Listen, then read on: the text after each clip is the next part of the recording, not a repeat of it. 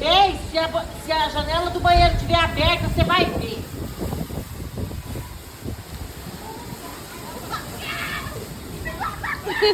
Isso é